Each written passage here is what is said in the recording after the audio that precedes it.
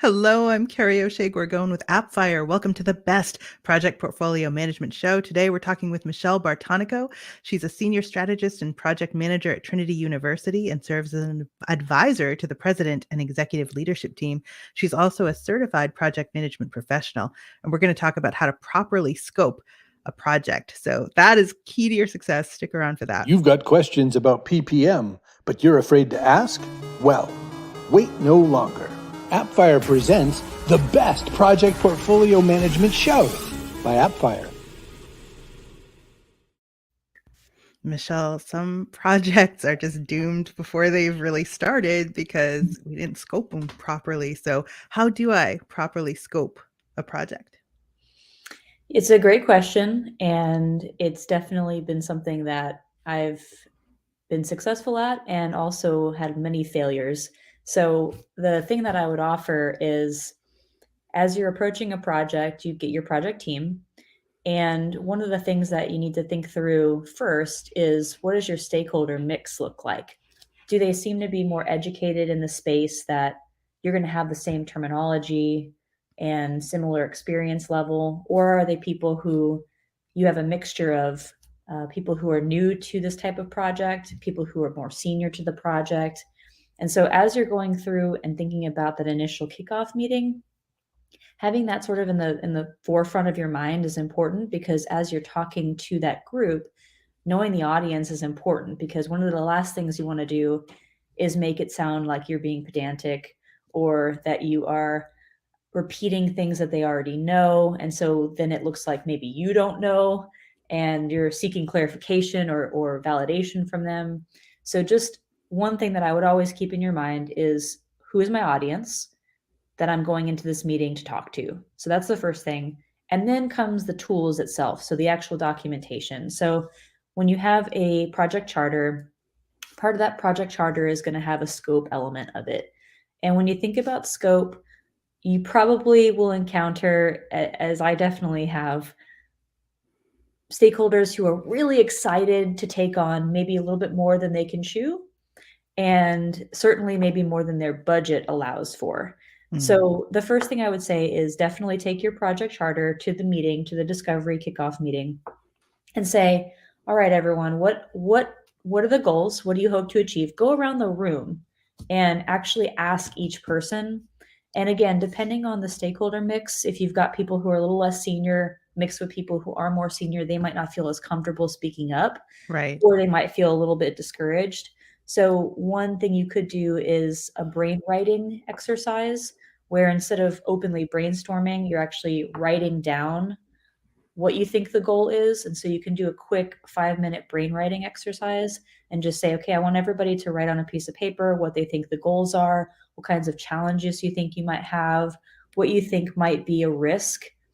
Essentially kind of getting them familiar with some of the terminology you're going to be using throughout the project. But this way, if they're writing it down, they can kind of read through it together individually, or again, you can have somebody pass it back to you depending on the mixture of the group and the size of the group. So have a written project charter first and then bring it to the discovery meeting. Yeah, second. do your best to fill out as much as you can based on your own research, prepping for the meeting. And then when you get there, what if you don't know what to ask, Michelle? So if you don't know what to ask, the first thing I would say is ask the people in the room. So the first question you would ask is a very softball question. Why do you think we're here? What is the goal of this? What is the goal of this project? What do you see as successful? There are some really basic questions that you can ask regardless. For, I would say 99% of the time, I'm sure there's an exception, but regardless of your project, big, small, marketing project or campaign, engineering project, it doesn't matter. What do you think what will success look like to you? Who do you think the other individuals are who should be involved? Why does it matter for your company or organization? Those are really blanket statements and questions that will allow people to start getting the flow of the meeting as well and comfortable with each other talking, because part of this is sometimes you're trying to read the room and sometimes people just aren't comfortable even with each other. You don't want to make the assumption that they're all colleagues who work together all the time and that are comfortable with you. So those are some really basic softball questions. And then you should always do research before you go into that initial meeting to make sure that you know a couple of specific questions to ask. It's a little bit like, sometimes I think about it when I'm taking my car in for service. I don't really know what I'm talking about with my car, but I have to make it appear at least that I know one question to ask the mechanics so that they don't take advantage of me. So I look up something online at least about what I think is going on with my car. And then I just ask that question. And usually that allows them to either say, okay, this person kind of knows what they're talking about, or they did a little research. So even if it's Google, don't be afraid to Google something that you're either unfamiliar with beforehand or literally questions to ask in a kickoff meeting for an engineering project. I mean, a long So tail search is totally fine. if you brain write, so you're calling to a brain writing exercise, Mhm. do people then read what they wrote, or like how does it work? I don't want to get Yeah, into too deep in the weeds, but yeah, it's an interesting yeah, exercise. So I'm thinking introverts like might not love reading what they wrote any more than they love saying it. So yeah, yeah. So again, it depends. But what you would do is you'd say, okay, I want everybody to have their voice that they can share because this is a really important question. It's a really important question. You're obviously here because you were selected to be here. So first, I would always make sure that they feel like, I have a role here, regardless of what that role is, even if it's not defined yet, which is part of your project scope. So the brainwriting piece of it can easily be, go ahead and write something down, give it back to me. They shovel it over the table back to you. Or if it's Zoom, they put it in the chat privately. It actually has worked out a lot better if it is Zoom, just because they can write it in the chat and nobody really mm, knows at all who said it. And they easily can just do a private chat. So they could send it back to me or the person in charge of the project team, and then they read it and just say, here's what the group thinks. And a lot of times it's similar. So they don't really have to read individual ones. So a lot of times when I gotcha. get them back, I just summarize them and say, okay, it looks like the group feels like this. Does that resonate with everyone? And then you're just engaging them back and forth. So when you don't know what to ask, I would suggest trying an exercise that also people are somewhat unfamiliar with, because it also catches them, Like it off makes them guard. stop a little bit Yeah. and think about how they're going to articulate what they want to say. It's a And dirty pull, Michelle. I love it. yeah, exactly. And so, yeah, just do a little research beforehand. Don't be afraid to do some long tail searches, like literally, what are some top questions that I should ask?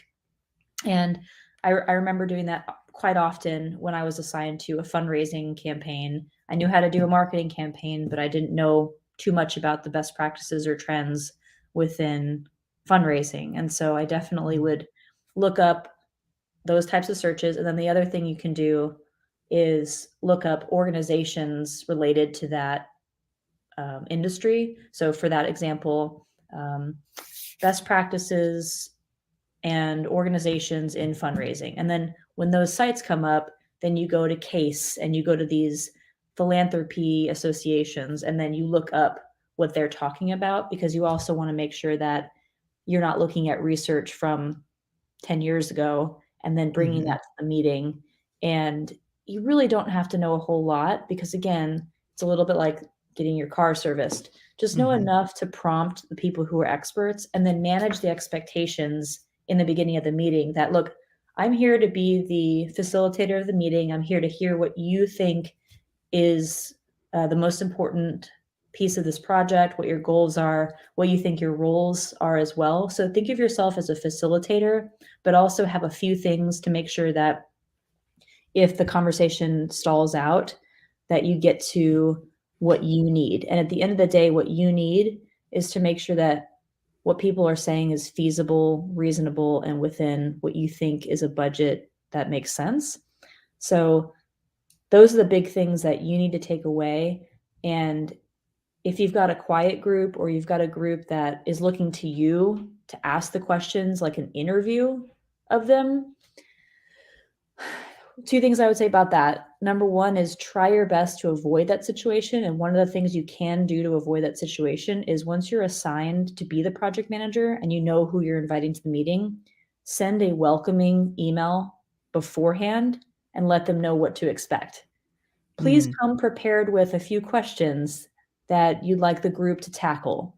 Please know that my role is going to be to listen and to facilitate conversation. I'll try to steer you in a direction that makes sure that we end up with a project scope. So you have control of that. So do that up front because that's something you can control. Great, And Michelle. Thanks so much. So it's like start as you mean to go on. yes. Thanks a Yes. lot. Well, for this and more episodes of the Best Project Portfolio Management Show by Appfire, visit appfire.com. Michelle, see you again soon. Thank you.